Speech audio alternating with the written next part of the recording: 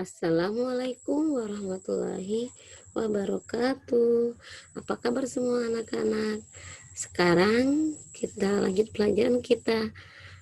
Tema selamatkan makhluk hidup. Masuk pada subtema hewan sahabatku. Untuk muatan IPA kali ini kita akan bahas tentang perkembangbiakan pada hewan. Namun sebelum kita belajar anak-anak, yuk baca doa belajar. Rabbi srohli sadri wa yassirli amri wahlul uqdatam min lisani yafqahu qawli.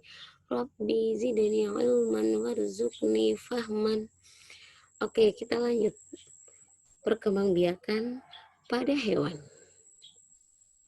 Secara umum, perkembangbiakan pada hewan dibedakan menjadi dua, yaitu secara generatif dan secara vegetatif.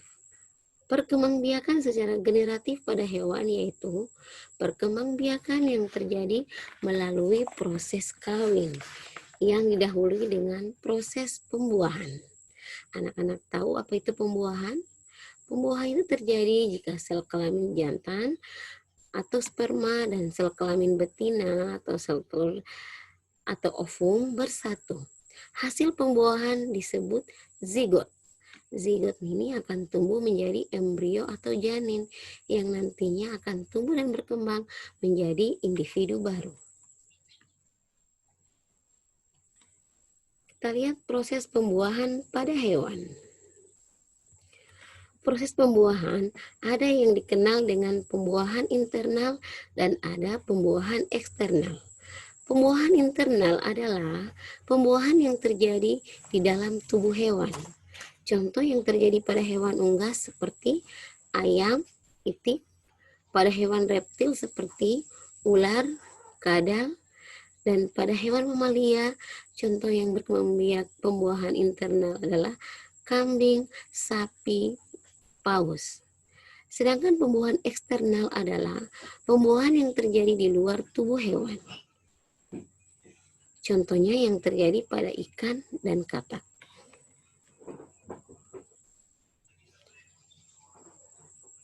Selanjutnya, kita lihat perkembangbiakan secara generatif itu dibedakan menjadi tiga, yaitu ovipar, vivipar, dan ovovivipar.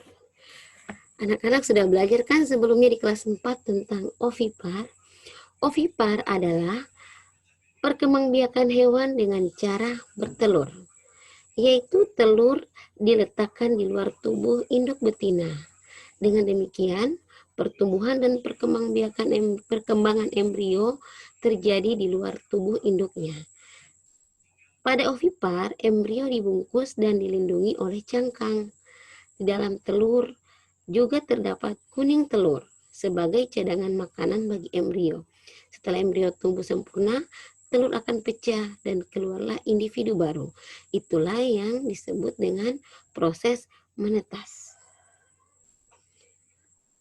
Ciri-ciri hewan ovipar, yang pertama yang kalian biasa lihat itu tidak memiliki daun telinga, tidak mempunyai kelenjar susu, tidak menyusui anaknya, dan umumnya mengerami telur hingga menetas. Dan pada umumnya mempunyai penutup tubuh berupa buluh kecuali burung dan ayam. Selanjutnya yang kedua adalah vivipar. Vivipar adalah perkembangbiakan hewan dengan cara beranak atau melahirkan. Pada vivipar, sel telur dibuahi oleh sel kelamin jantan di dalam tubuh induknya. Setelah terjadi pembuahan akan tumbuh embrio dan berkembang dalam rahim induk betina, akan mengalami masa kehamilan. Contoh hewan ovipar yaitu kucing, kambing, sapi, paus. Ciri-cirinya memiliki daun telinga, memiliki kelenjar susu, mempunyai penutup tubuh berupa rambut, kecuali paus dan lumba-lumba. Dan ini biasa disebut dengan kelompok hewan mamalia. Selanjutnya yang ketiga adalah ovovivipar. Adalah perkembangbiakan hewan dengan cara bertelur dan beranak. Bagaimana caranya ya? Embrio hewan berkembang dalam telur yang masih berada di dalam tubuh induknya. Setelah cukup umur, embrio akan menetas dan keluar dari tubuh induknya seperti melahirkan. Contoh hewan ovovivipar adalah kadal, bunglon, ikan hiu, ikan pari, iguana, dan beberapa jenis ular. Oke, selanjutnya kita bahas tentang perkembangbiakan hewan secara vegetatif, yaitu perkembangbiakan tanpa melalui proses kawin. Oke, kita lihat jenis-jenis perkembangbiakan secara vegetatif. Yang pertama, membelah diri dengan membagi tubuh dua bagian yang sama atau lebih secara langsung. Contoh hewannya adalah amuba. Ini contoh hewan amuba. Dia berkembang biak dengan cara membelah diri. Ini membelah dirinya. Ini bisa menjadi 2, bisa menjadi 3 bagian. Dan ini nanti menjadi individu baru. Bagian kepala ini jadi satu makhluk baru. Ini juga bisa jadi satu individu baru. Ini juga bisa jadi satu individu baru. Selanjutnya, yang kedua adalah tunas. Tunas yaitu individu baru terbentuk dari tubuh induk yang menonjol. Tunas akan tumbuh melekat pada induk hingga dewasa. Setelah dewasa, tunas akan melepaskan diri dan menjadi individu baru. Contohnya adalah hidra dan anemon laut. Ini contoh hidra. Ya, mungkin anak-anak heran, masa sih ada hewan yang bertunas? Ya, ada, tetapi hewan yang tingkat rendah. Hewan tingkat rendah itu adalah hewan yang belum jelas organnya. Ya, kita tidak tahu yang mana matanya, yang mana kakinya, yang mana kepalanya. Itu namanya hewan tingkat rendah. Dan ada dua ya hewan, hidra dan anemon laut. Itu dia berkembang biak dengan tunas.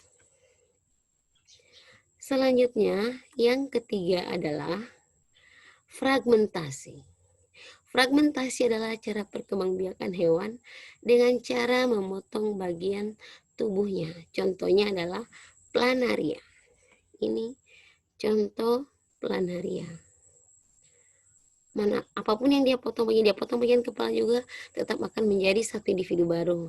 Walaupun dia akan potong tengahnya, nanti akan muncul kepala dan kaki. Bagian kepala dan ini bagian bawahnya jadi itu utuh jadi individu baru lagi. Seperti ini. Selanjutnya yang keempat adalah partenogenesis.